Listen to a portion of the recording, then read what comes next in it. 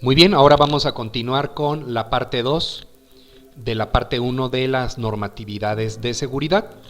Y ahora vamos a hablar de la norma 020 STPS 2011, que habla de recipientes sujetos a presión y calderas. ¿Cuál es el objetivo de esta norma? Establecer los requisitos de seguridad para el funcionamiento de los recipientes sujetos a presión, recipientes criogénicos y generadores de vapor o calderas en los centros de trabajo, a fin de prevenir riesgos a los trabajadores y daños en las instalaciones. ¿Cuál es el campo de aplicación? Esta norma rige en todo el territorio nacional y aplica en todos los centros de trabajo en donde funcionen recipientes sujetos a presión, recipientes criogénicos y generadores de vapor o calderas. Aquí tenemos algunos ejemplos.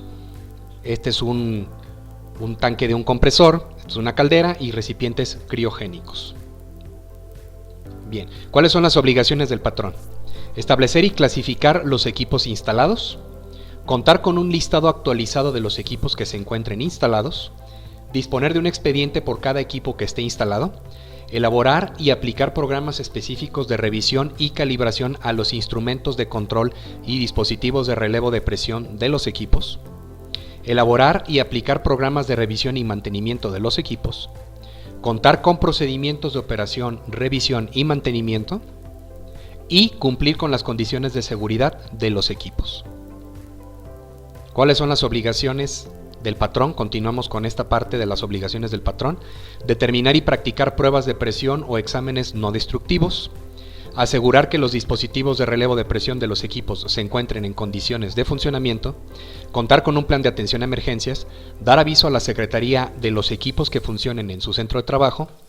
Informar a los trabajadores sobre los peligros y riesgos, capacitar al personal que realiza actividades de operación, mantenimiento, reparación y pruebas de presión, y contar con los registros de operación, mantenimiento, revisión y pruebas de presión de los equipos instalados.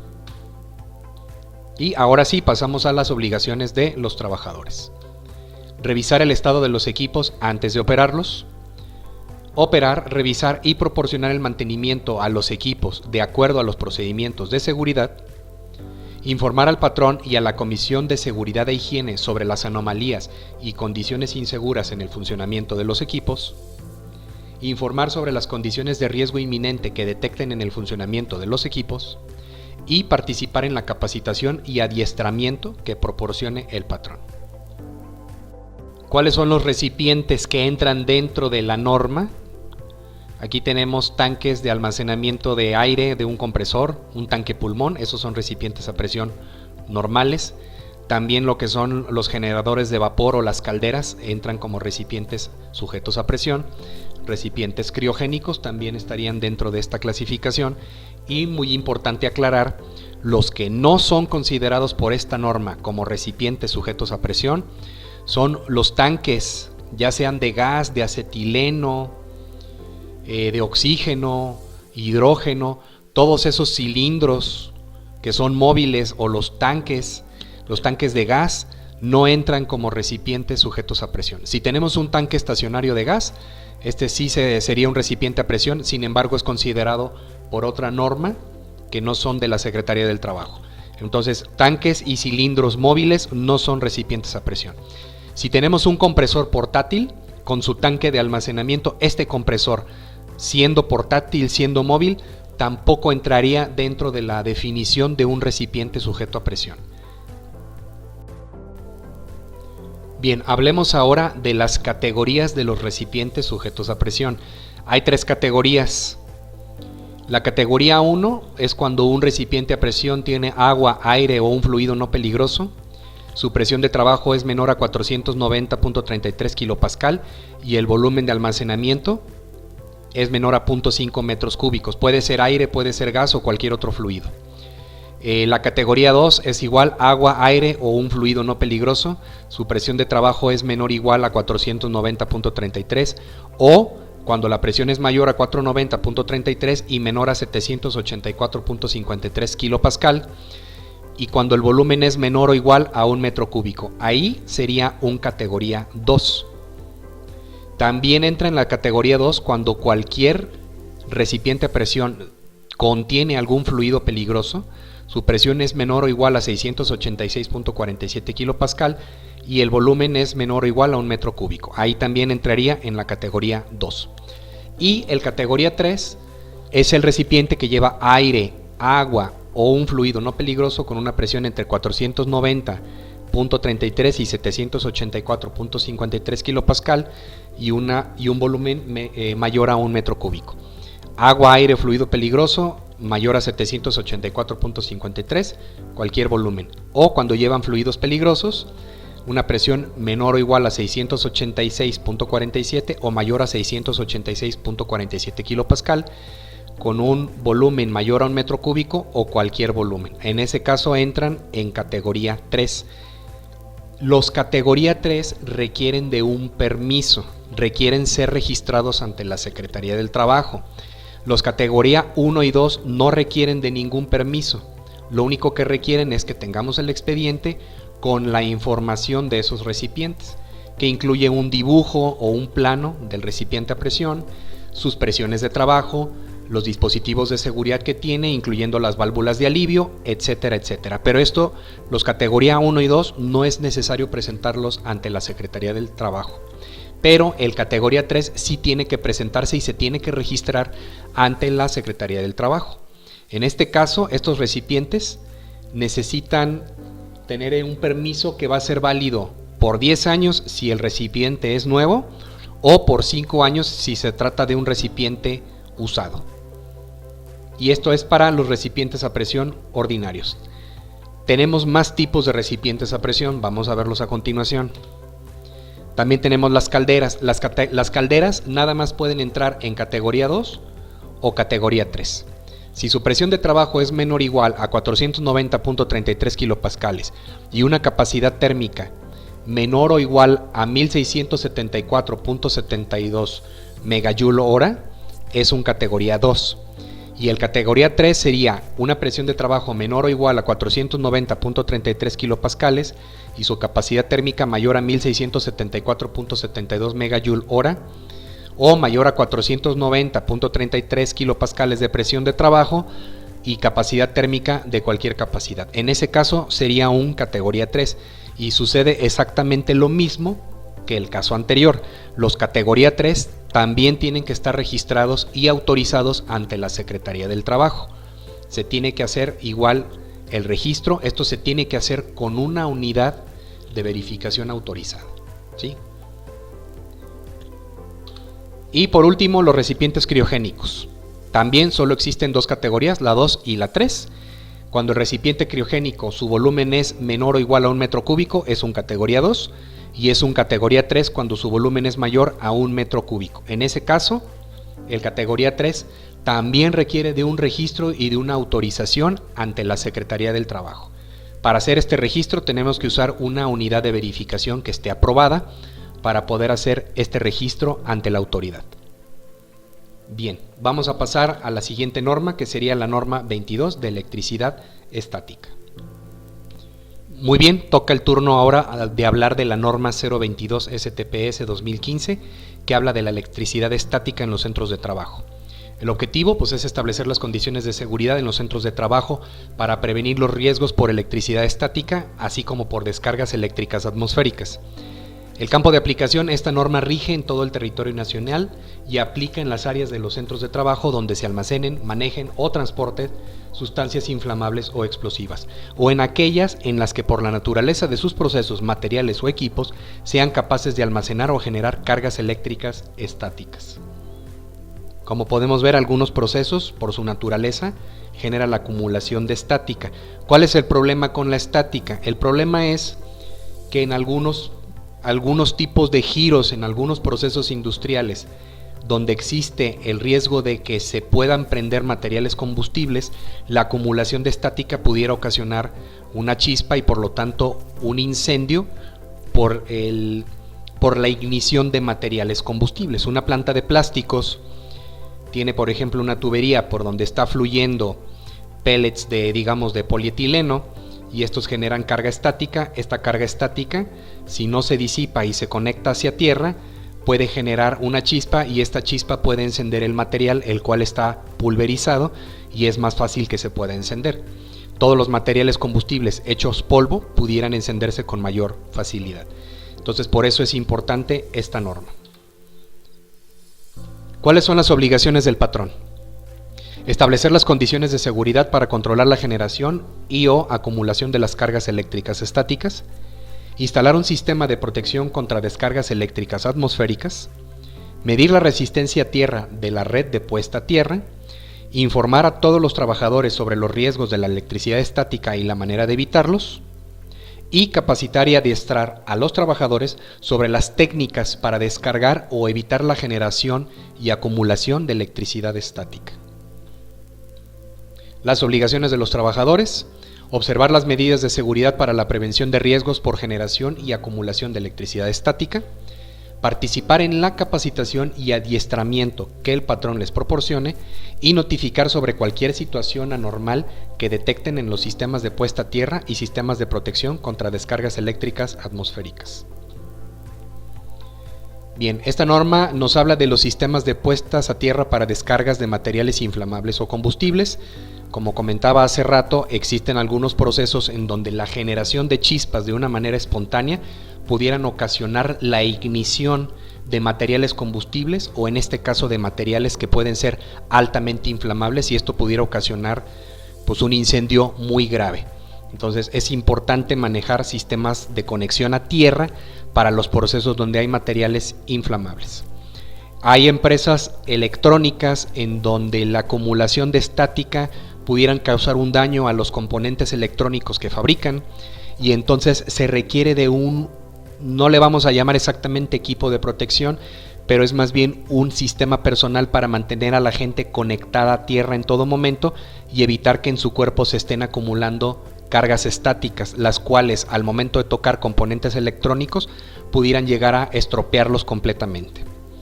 También esta norma nos habla de los sistemas de puesta a tierra para lo que son sistemas de pararrayos para evitar las descargas eléctricas atmosféricas, pues que a final de cuentas una descarga eléctrica atmosférica no es más que esto, pues un rayo. Todas las descargas que caen del cielo pues son descargas eléctricas atmosféricas. Y también nos habla de un sistema de puesta a tierra en el edificio o en los edificios para evitar también la acumulación de estática y sobre todo para descargas en las máquinas, en los equipos, y que no generen un cortocircuito si no están bien conectadas a tierra. Todos estos son los requisitos de la norma 22. Es importante mencionar que esta norma pide que se haga la medición del sistema de puestas a tierra y que se haga la medición cada año. Tal y como sucedió en la primera parte de este entrenamiento, al terminar de revisar estas normas, estas 6 normas, voy a mostrarles una tabla donde vienen todos los requisitos completos y vamos a ver a detalle qué es lo que solicita cada una de las normas y con qué tenemos que cumplir. ¿De acuerdo? Terminamos de revisar estas normas y pasamos a la tabla resumen. Bien, la siguiente norma es la norma 027 STPS 2008, que habla de actividades de corte y soldadura. El objetivo de esta norma es establecer las condiciones de seguridad e higiene en los centros de trabajo para prevenir riesgos de trabajo durante las actividades de soldadura y corte. El campo de aplicación: esta norma rige en todo el territorio nacional y aplica en todos los centros de trabajo donde se realicen actividades de soldadura y corte. ¿Cuáles son las obligaciones del patrón?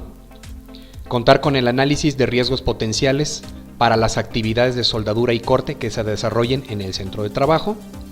Informar a los trabajadores que realicen actividades de soldadura y corte sobre los riesgos a los que se exponen. Contar con el programa para las actividades de soldadura y corte.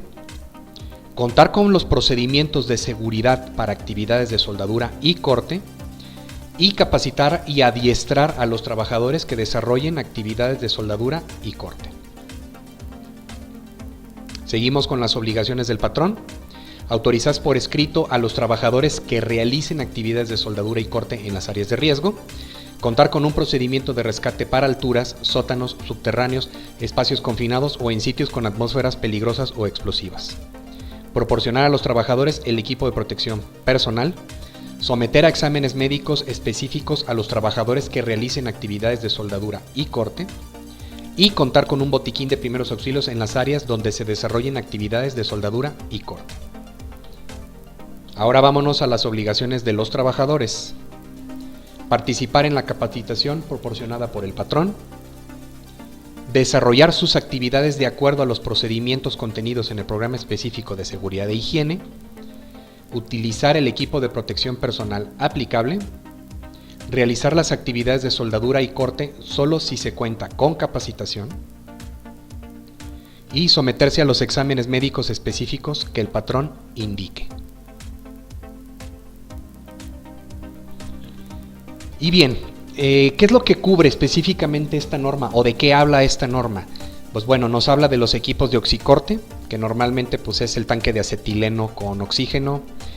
Te habla también de lo que es el equipo para soldadura de arco, que pues normalmente la soldadura de arco es electrodo, es TIG o es procesos MIG.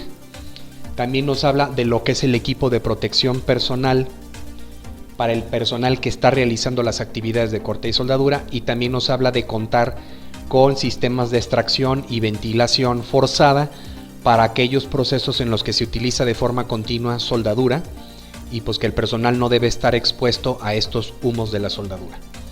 Todos estos requisitos los vamos a ver una vez que hayamos terminado de revisar esta sección de normas en la tabla resumen. Ahí vamos a ver específicamente todo lo que nos pide la norma 027 en lo referente a actividades de soldadura y corte. Bien, ahora vamos a pasar a la siguiente norma que nos habla de seguridad eléctrica. Muy bien, norma 029 STPS 2011, mantenimiento de las instalaciones eléctricas en los centros de trabajo. El objetivo: establecer las condiciones de seguridad para la realización de actividades de mantenimiento de las instalaciones eléctricas en los centros de trabajo a fin de evitar accidentes al personal responsable de llevarlas a cabo y a personas ajenas a dichas actividades que pudieran estar expuestas. El campo de aplicación: la presente norma aplica en todos los centros de trabajo del territorio nacional en donde se realicen actividades de mantenimiento a las instalaciones eléctricas permanentes o provisionales, las que se desarrollen en las líneas eléctricas aéreas y subterráneas, así como las que se lleven a cabo con líneas energizadas. ¿Cuáles son las obligaciones del patrón?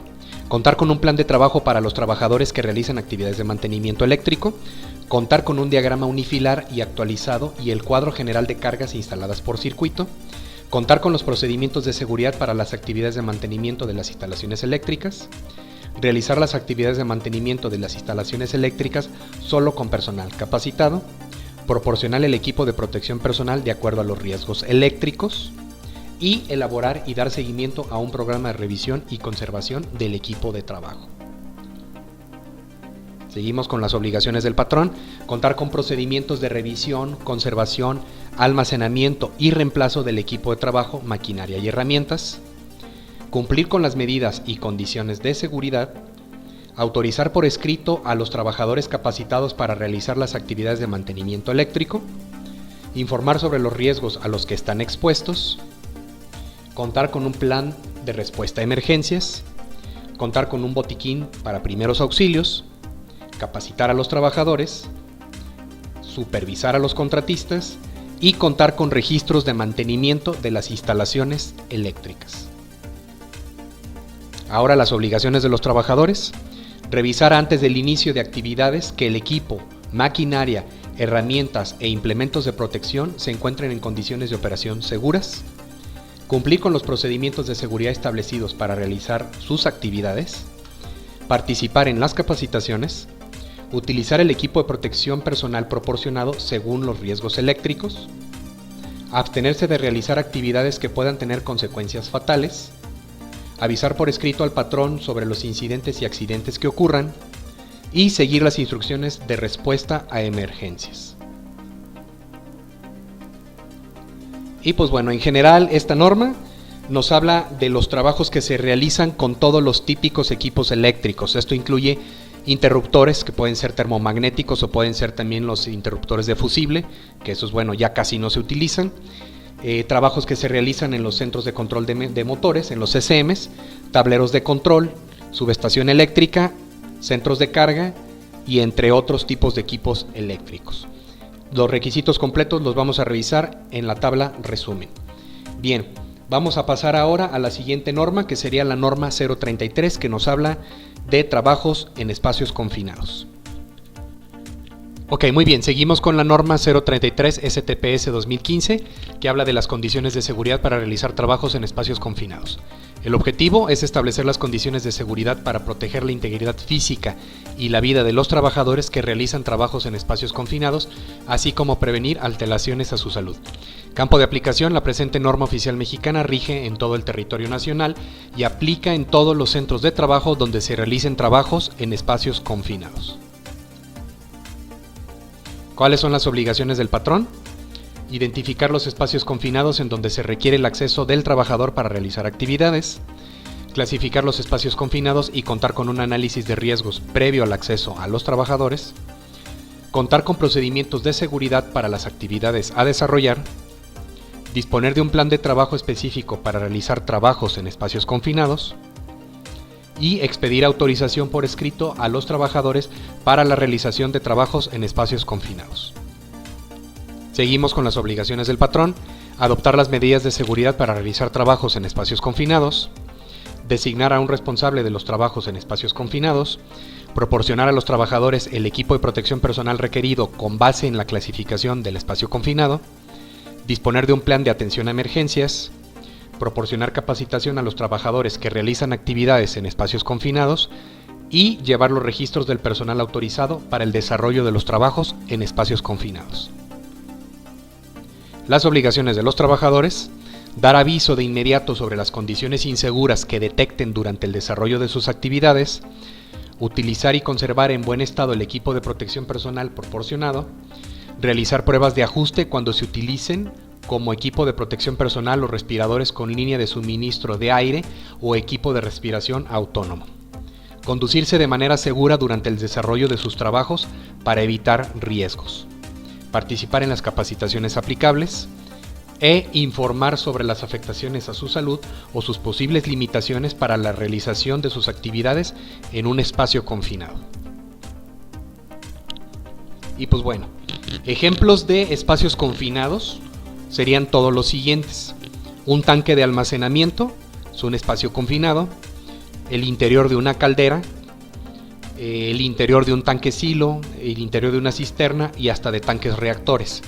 La definición de un espacio confinado pues es todo aquel espacio que no está diseñado para trabajar en su interior, que solamente tiene una sola entrada y una sola salida, como por ejemplo aquí la entrada de una cisterna, solamente tiene una entrada y una salida, no está diseñada para que esté una persona trabajando permanentemente aquí y tiene un espacio limitado y en su interior puede contener atmósferas explosivas. Un espacio confinado en su interior puede tener gases tóxicos, gases corrosivos, puede haber una falta de oxígeno, puede haber gases inflamables también. Entonces, los espacios confinados, el principal peligro que tienen pues es intoxicaciones, posibles intoxicaciones, acumulación de gases tóxicos, gases irritantes, gases venenosos, atmósferas explosivas, partes en movimiento, como es el caso en el interior de un reactor, donde pudiera haber un atrapamiento de una persona que está entrando al interior de un reactor para hacer un mantenimiento. Entonces, todos estos son los riesgos que tenemos al momento de que una persona hace trabajo dentro de un espacio confinado. Y los espacios confinados se categorizan, tienen dos categorizaciones: está el tipo 1 y está el tipo 2.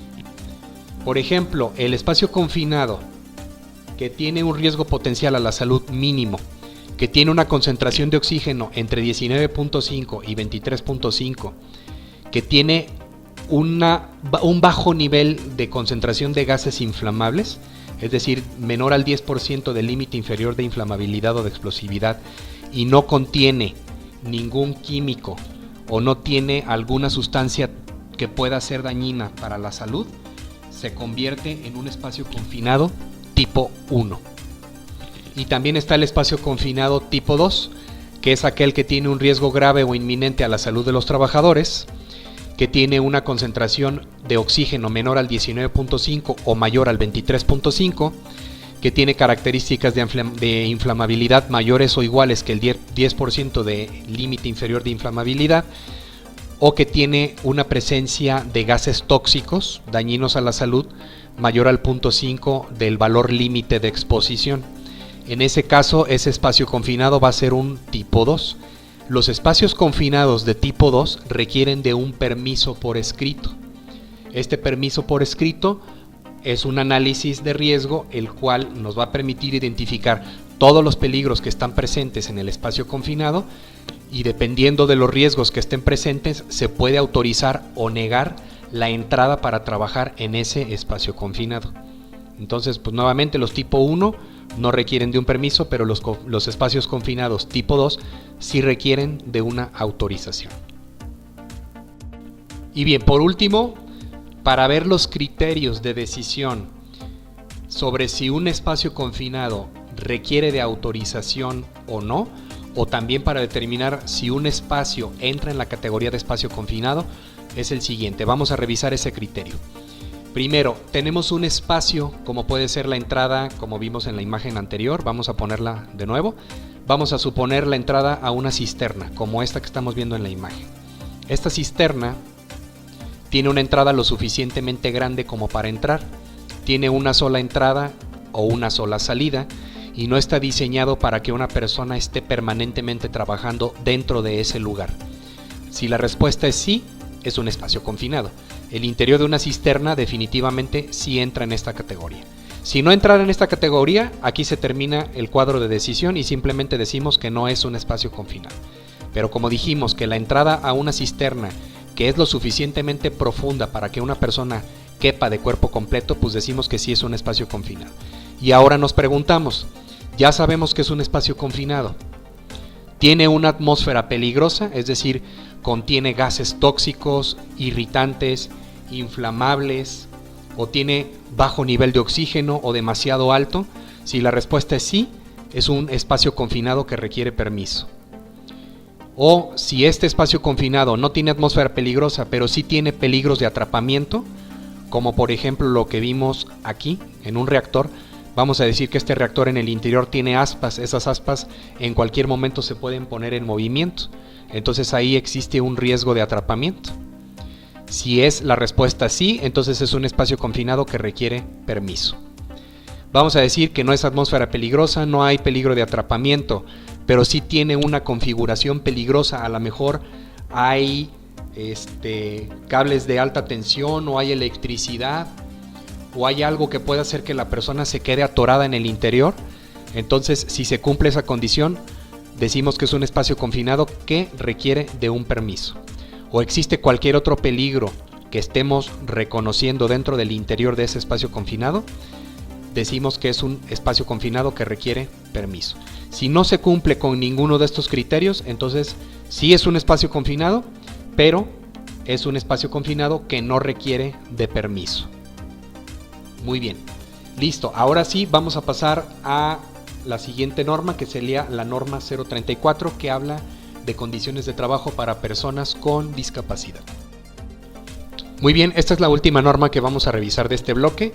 Esta es la norma 034 STPS 2016 y habla de el acceso y desarrollo de actividades de trabajadores que cuentan con alguna discapacidad.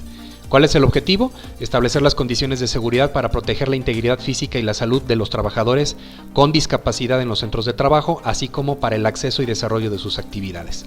El campo de aplicación, la presente norma oficial mexicana, rige en todo el territorio nacional y aplica en todos los centros de trabajo en donde laboren trabajadores con discapacidad. ¿Cuáles son las obligaciones del patrón? Realizar un análisis para determinar la compatibilidad del puesto de trabajo con la discapacidad que presenta el trabajador.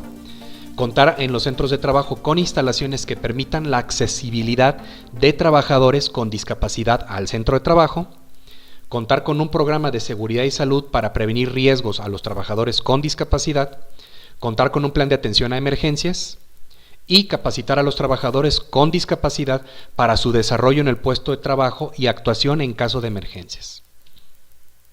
Las obligaciones de los trabajadores: participar en el análisis para determinar la compatibilidad con su puesto de trabajo cuando el patrón lo requiera, atender las acciones preventivas y correctivas establecidas en el programa de seguridad y salud en el trabajo, participar en la capacitación, adiestramiento, eventos de información y plan de atención a emergencias, e informar al patrón sobre cualquier cambio que perciba en sus capacidades o en su discapacidad.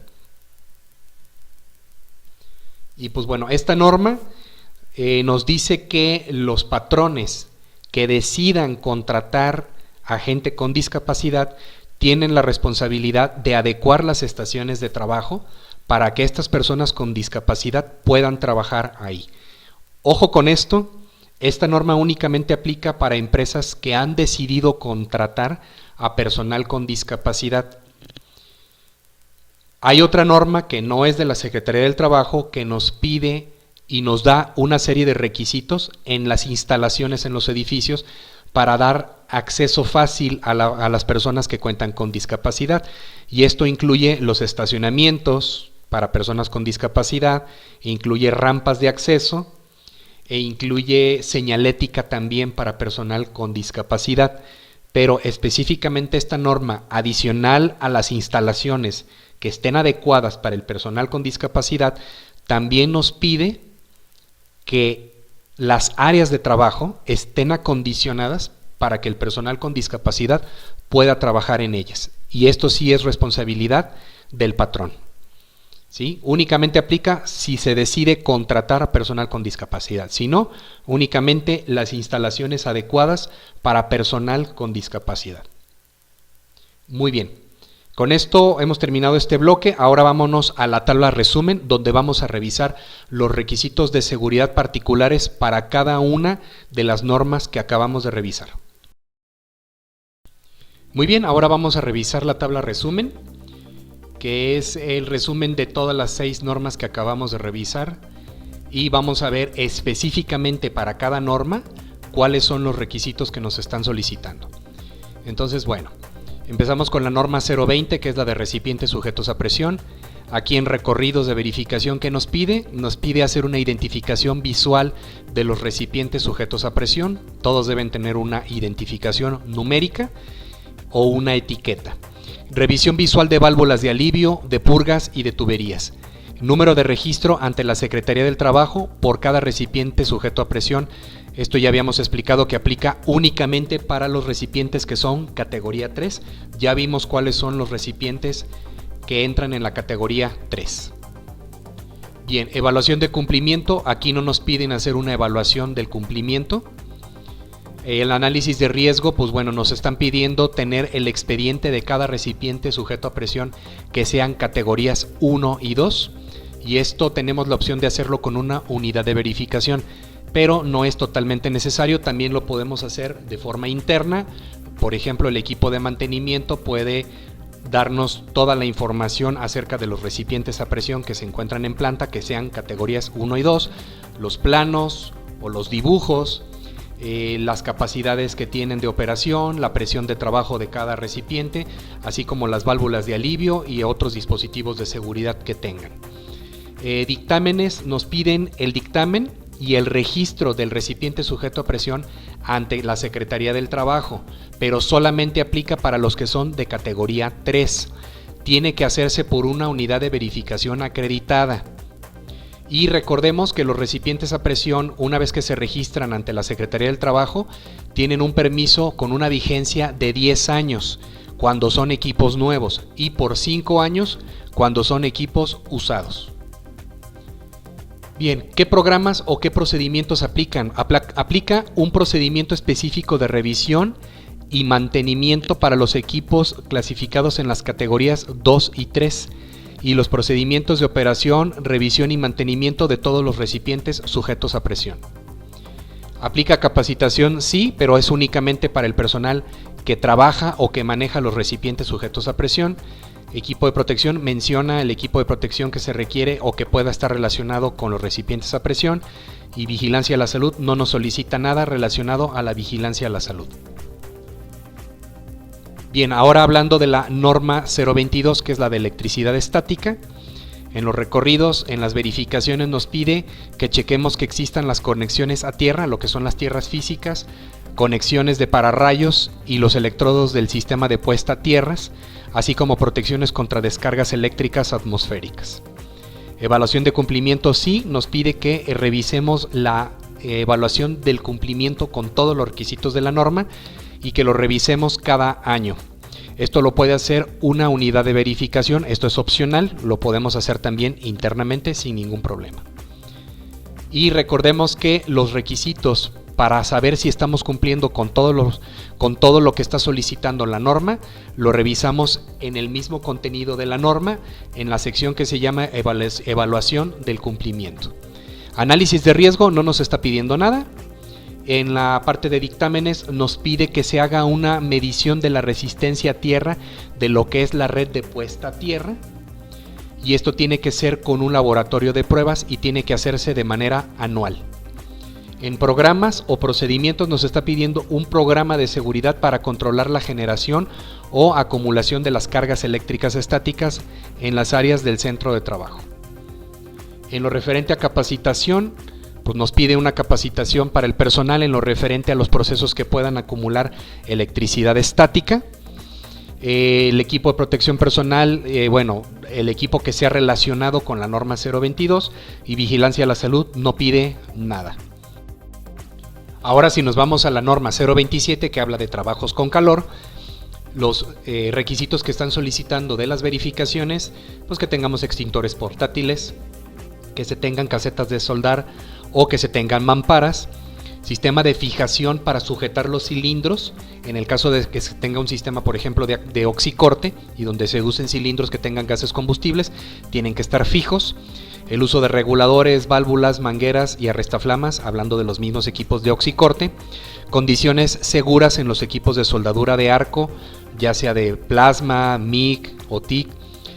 También la señalética que indique cuál es el uso del equipo de protección personal para cada proceso de soldadura y que se cuente con ventilación natural o forzada en las áreas donde se aplica de forma continua y de forma fija soldadura. Evaluación de cumplimiento, sí, nos pide que verifiquemos lo que es el cumplimiento a los requisitos de esta norma. Podemos contratar una unidad de verificación para hacerlo. También lo podemos hacer de forma interna, no es necesario una unidad de verificación, es opcional y se tiene que verificar el cumplimiento a la norma cada 2 años. Los análisis de riesgo nos pide hacer un análisis de riesgos potenciales para las actividades de corte y soldadura. Se puede contratar una unidad de verificación, aunque esto es opcional, y se tiene que renovar cada 2 años. O cuando existan cambios en los procesos de soldadura, en ese momento también se necesitaría hacer la renovación de lo que es el análisis de riesgos potenciales de las actividades de soldadura y corte. Dictámenes no nos pide hacer ningún dictamen ni estudios de laboratorio. En lo que se refiere a programas o procedimientos, nos pide un programa de seguridad para las actividades de soldadura y corte. También nos pide tener procedimientos de seguridad para las actividades de soldadura y corte. Capacitación, sí, nos pide una capacitación para el personal que aplica soldadura en distintos procesos. Nos pide también lo que es el uso del equipo de protección personal de acuerdo a las actividades que se realicen de soldadura y corte. Y vigilancia a la salud, sí, nos piden hacer exámenes médicos. Ya mencioné en una tabla cuáles son los exámenes médicos que se tienen que hacer cada año. Bien, continuamos con esta tabla y ahora nos vamos a la norma 029, que es la de trabajo eléctrico. En los recorridos, en las verificaciones, nos pide que chequemos el cableado flexible y fijo, las protecciones eléctricas, interruptores, tierras físicas, tableros, sistemas eléctricos, tales como subestaciones, tableros de distribución, banco de capacitores o centros de control de motores. La evaluación de cumplimiento sí se tiene que hacer puede hacerse a través de una unidad de verificación, aunque es opcional, y se tiene que renovar cada año. Recordemos que la verificación de los requisitos para poder cumplir con la norma se encuentran en el contenido de cada norma, en una sección que se llama verificación del cumplimiento, y ahí podemos checar cuáles son todos los requisitos. El análisis de riesgo no nos pide hacer ningún análisis de riesgo. En la parte de dictámenes nos pide que se cuente con un registro de los resultados del mantenimiento que se lleve a cabo a las instalaciones eléctricas. Este tiene que ser anual y se puede contratar una unidad de verificación para hacer este trabajo, aunque este trabajo también se puede hacer internamente con el personal de mantenimiento que esté certificado para hacer trabajo eléctrico. ¿Y cuál es el equipo eléctrico o cuáles son las instalaciones eléctricas a las que se refiere? Pues son todas las que están aquí: subestaciones, tableros de distribución, banco de capacitores, centro de control de motores o hasta tableros eléctricos de control de las máquinas. Todas esas cuentan como instalaciones eléctricas. Tiene que haber un registro de que alguien está dando el mantenimiento anual a todos los equipos. programas o procedimientos de seguridad, nos pide un procedimiento de seguridad para las actividades de mantenimiento para las instalaciones eléctricas y también nos pide un plan de trabajo para los trabajadores que realizan actividades de mantenimiento a las instalaciones eléctricas. En ambos casos deben estar bien documentados tanto el procedimiento como el plan de trabajo. Capacitación sí, tiene que haber una capacitación continua para el personal que realiza actividades en equipos eléctricos. Si la empresa decide contratar en todo momento personal externo para que realicen estas actividades, entonces la empresa debe solicitar evidencia de que el personal que viene a realizar estas actividades de trabajo eléctrico están certificados y están capacitados, que son competentes para realizar estas actividades. El equipo de protección sí lo menciona, se menciona todo el equipo de protección para realizar trabajo eléctrico, y en la vigilancia a la salud no nos menciona nada. Bien, pasamos a la siguiente, que es la norma 033, que nos habla de espacios confinados. En los recorridos de verificación, pues nada más tenemos que tener una identificación visual de los espacios confinados y que estén clasificados como tipo 1 o tipo 2.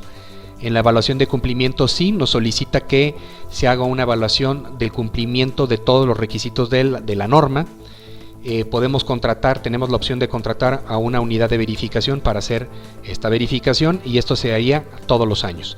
En los análisis de riesgo se tiene que hacer una identificación y clasificación de los espacios confinados en donde se requiere el acceso de un trabajador o de trabajadores para realizar cualquier tipo de actividad. Esto se puede hacer con el apoyo de una unidad de verificación o también se puede hacer internamente. Dictámenes, no nos pide ningún dictamen. En programas y procedimientos nos pide un procedimiento de seguridad para realizar trabajos en espacios confinados, y también nos pide un plan de trabajo específico para realizar trabajos en los espacios confinados. También se necesita tener un sistema de permisos para realizar trabajos dentro de los espacios confinados. La capacitación sí, para el personal que llegue a realizar trabajos dentro de espacios confinados. Se menciona el equipo de protección personal que puede estar relacionado con el trabajo que se realiza para el espacio confinado, y la vigilancia a la salud sí nos menciona la realización de exámenes médicos anuales para el personal que realiza trabajo en espacios confinados.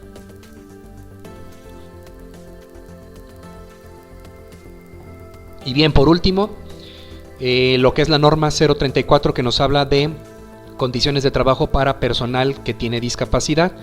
Pues bueno, esto es todo lo que tenemos que cumplir en lo referente a las verificaciones visuales.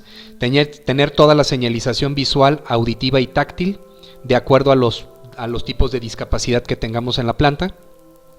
Para el desplazamiento y estancia en el centro de trabajo, espacios que faciliten la circulación de trabajadores de acuerdo a su discapacidad hasta el lugar de trabajo y a las áreas de servicio, pasillos, escaleras, rampas, espacio libre para maniobrar con sillas de ruedas, el cual deberá ser de al menos 150 centímetros de diámetro, señalización visible, táctil y audible para personal con discapacidad.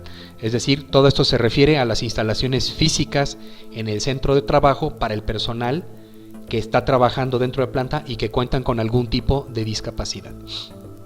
Evaluación de cumplimiento sí se tiene que hacer cada 2 años, y podemos contratar una unidad de verificación para poder hacer el chequeo del cumplimiento a los requisitos de la norma 034.